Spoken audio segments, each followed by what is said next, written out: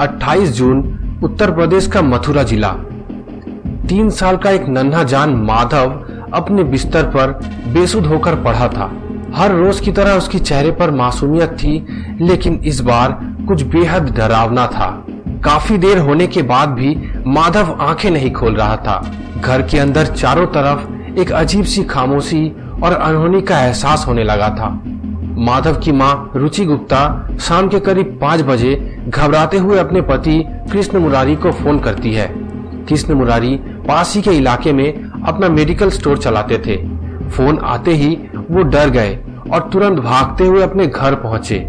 इसके बाद कृष्ण मुरारी बिना कोई समय गवाए अपने बच्चे को लेते हैं और पास ही के सिम्स अस्पताल पहुंचते हैं।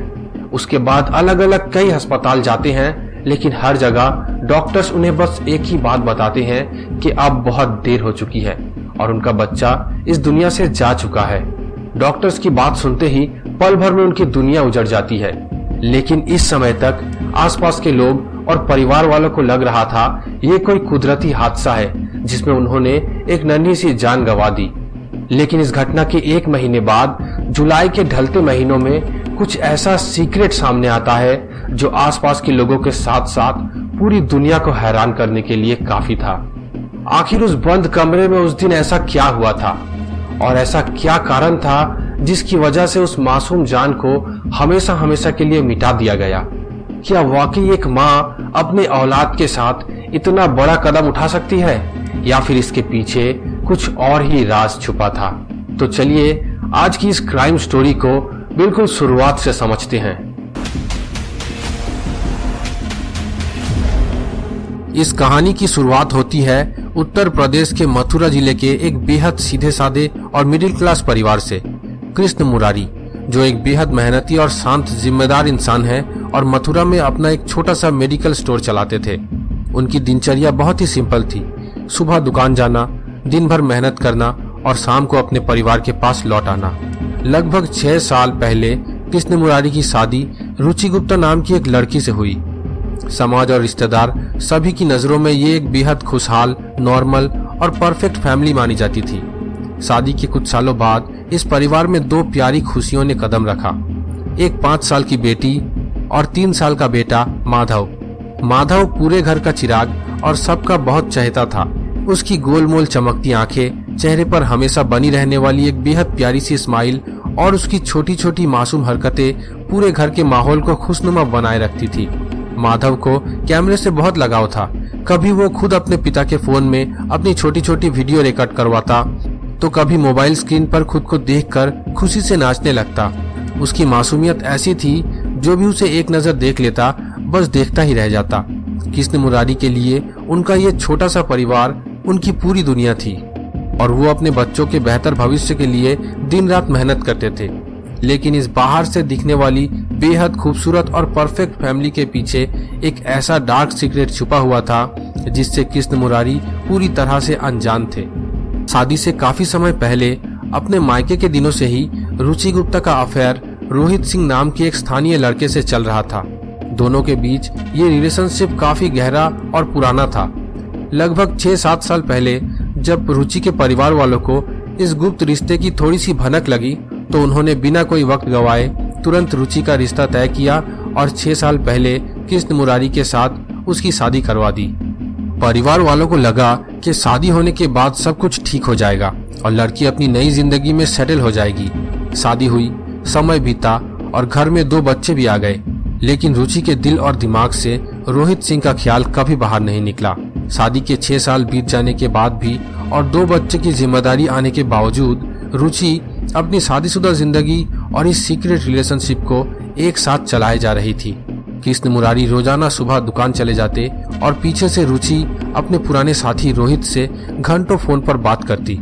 6 सालों तक ये सिलसिला इतने शातिर और सीक्रेट तरीके से चलता रहा कि पति या ससुराल वालों को कभी भी जरा सा भी डाउट नहीं हुआ। समय बीतता गया और 28 जून का वो बदकिस्मत दिन आ पहुंचा।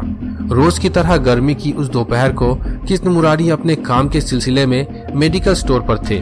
घर पर रुचि गुप्ता अपनी 5 साल की बेटी और 3 साल के बेटे माधव के साथ अकेली मौजूद थी। दोपहर के वक्त रुचि अपने कमरे का दरवाजा बंद करके फोन पर बात कर रही थी। रुचि अपने प्रेमी के साथ फोन पर खोई हुई थी, तभी 3 साल का मासूम माधव कमरे में खेलते खेलते शोर मचाने लगता है। माधव अपनी उम्र के बाकी बच्चों की तरह ही चंचल था। वो खेल खेल में जिद करने लगा, रोने लगा और अपनी माँ का अटेंशन पाने के लिए उसके आसपास घूमकर उधम मचाने लगा। लेकिन फोन कॉल में पूरी तरह से मशगूल रुचि गुप्ता के लिए ये बच्चे की मासूमियत नहीं, एक बहुत बड़ी प्रॉब्लम थी।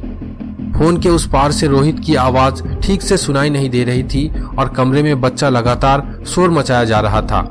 इस मामूली सी बात ने रुचि के दिमाग में अचानक बहुत ज्यादा फ्रस्ट्रेशन पैदा कर दिया। गुस्सा और चिढ़ इतनी ज्यादा बढ़ गई कि रुचि ने अपने दिमागी संतुलन और आपा पूरी तरह से खो दिया। उसने पहले तो अपने बच्चे को चुप कराने के लिए डांटा और उसके साथ बदसलूकी की, लेकिन मासूम माधव डर के मारे जब जोर जोर से रोने लगा और बिलखने लगा। इसी बीच बंद कमरे के अंदर एक ऐसा खौफनाक मोड़ आया जिसने उस मासूम बच्चे की जिंदगी का चिराग हमेशा हमेशा के लिए बुझा दिया। रुचि ने उस 3 साल के बच्चे के साथ ऐसी खौफनाक ज्यादती की जिससे कुछ ही पलों के अंदर बच्चे की सांसें अचानक थम गई। कमरे का सारा शोर, रोना और उधम पल भर में एक सन्नाटे में तब्दील हो गया। जब रुचि को एहसास हुआ कि उसने गुस्से में क्या अनहोनी कर दी है, तो उसने बेहद ठंडे दिमाग से इस घटना को एक अनहोनी या हादसे में बदलने की प्लानिंग की। उसने पहले आराम से अपनी फोन कॉल खत्म की। इसके बाद उसने एक घबराई हुई और बदहवास माँ का नाटक रचना शुरू किया। रुचि ने रोते और बिलखते हुए अपने पति कृष्ण मुरारी को फोन मिलाया और कहा कि माधव काफी देर से सो रहा है और वो आंखें नहीं खोल रहा। फोन सुनते ही बदहवास कृष्ण मुरारी तुरंत घर पहुंचे। बच्चे को बेसुध देखकर उनके हाथ पांव फूल गए। वो फौरन बच्चे को गोद में उठाए और मथुरा के सिम्स अस्पताल और अन्य जगहों पर भागे, लेकिन डॉक्टरों ने जांच के बाद कह दिया कि बच्चे की तो पहले ही सांसें जा चुकी है। उस वक्त किसी भी रिश्तेदार या पड़ोसी को रुचि पर जरा सा भी शक नहीं हुआ। सबको लगा कि ये कोई अचानक हुई मेडिकल इमरजेंसी या अनहोनी है। दुख में डूबे परिवार ने बिना कोई पुलिस कंप्लेन दर्ज कराए या बिना पोस्टमार्टम कराए मासूम को नदी किनारे अंतिम संस्कार कर दिया। सबको लगा कि कहानी यहीं खत्म हो गई, लेकिन असली सस्पेंस और इन्वेस्टिगेशन तो इस ढोंग के पीछे से शुरू होने वाला था। 28 जून के उस दुखद हादसे के बाद दिन बीतते गए। परिवार के लोगों को लगा कि वक्त के साथ साथ गम के जख्म धीरे धीरे भर जाएंगे। मासूम माधव को नदी किनारे दफनाया जा चुका था और पूरा परिवार इस बहुत बड़े नुकसान से उबरने की कोशिश कर रहा था। लेकिन जैसे जैसे जुलाई का महीना आगे बढ़ रहा था, पति कृष्ण मुरारी को अपने ही घर के माहौल पर कुछ बहुत ही अजीब, अनकंफर्टेबल और सस्पिशियस फील होने लगा। जिस माँ ने अभी अभी अपने 3 साल के मासूम बच्चे को खोया हो, उसके हाव भाव में गम या दुख के बजाय एक अजीब सा सन्नाटा और बेरुखी नजर आ रही थी। घर में मातम का माहौल था, लेकिन रुचि गुप्ता का ज्यादातर समय अब भी अपने मोबाइल स्क्रीन पर ही जा रहा था। कृष्ण मुरारी चुपचाप इस अनयूजुअल बिहेवियर को नोटिस कर रहे थे। उनके दिमाग में वो सवाल बार बार कौंध रहा था कि आखिर उस दोपहर को बंद कमरे में ऐसा क्या हुआ था जो हंसता खेलता बच्चा हमेशा के लिए खामोश हो गया। जुलाई का महीना आधा बीत चुका था और एक रात कृष्ण मुरारी के हाथ एक ऐसी सुराग लगी जिसने पूरे मामले का रुख ही मोड़ दिया। घर के एक कोने में कृष्ण मुरारी ने अपनी पत्नी रुचि को किसी से दबी आवाज में बहुत ही घबराई हुई टोन में बात करते हुए सुन लिया। फोन के उस पार कोई अनजान इंसान था और रुचि की बातों में बच्चे को खोने का कोई अफसोस नहीं, बल्कि इस पूरे राज के बाहर आने का डर साफ झलक रहा था। बात करते करते उसके मुंह से कुछ ऐसे शब्द निकले जिससे कृष्ण मुरारी का शक अब गहरे यकीन में बदलने लगा। बिना कोई वक्त गवाए कृष्ण मुरारी ने अपने पत्नी के फोन की कॉल डिटेल्स रिकॉर्ड CDR निकलवाने का गुप्त फैसला किया और जब कॉल हिस्ट्री की पूरी डिटेल सामने आई तो कृष्ण मुरारी के पैरों तले जमीन खिसक गई। उस कॉल रिकॉर्ड में एक अननोन नंबर बार बार सामने आ रहा था, जिस पर दिन में दर्जनों बार और घंटों तक बातें की जा रही थी। यहाँ तक कि 28 जून की उस बदकिस्मत दोपहर को भी उसी नंबर पर एक लंबी बातचीत दर्ज थी। जब कृष्ण मुरारी ने सख्त होकर उस नंबर और उस दोपहर के बारे में पूछताछ की तो रुचि घबराने लगी और बात को घुमाने लगी। लेकिन जब कृष्ण मुरारी ने साफ कह दिया कि उन्हें इस बारे में सब कुछ पता चल चुका है, तब घर के अंदर का माहौल बेहद तनावपूर्ण हो गया। जब घर के अंदर दबाव और पूछताछ बहुत ज्यादा बढ़ गई तो आखिरकार रुचि गुप्ता का सब्र टूट गया।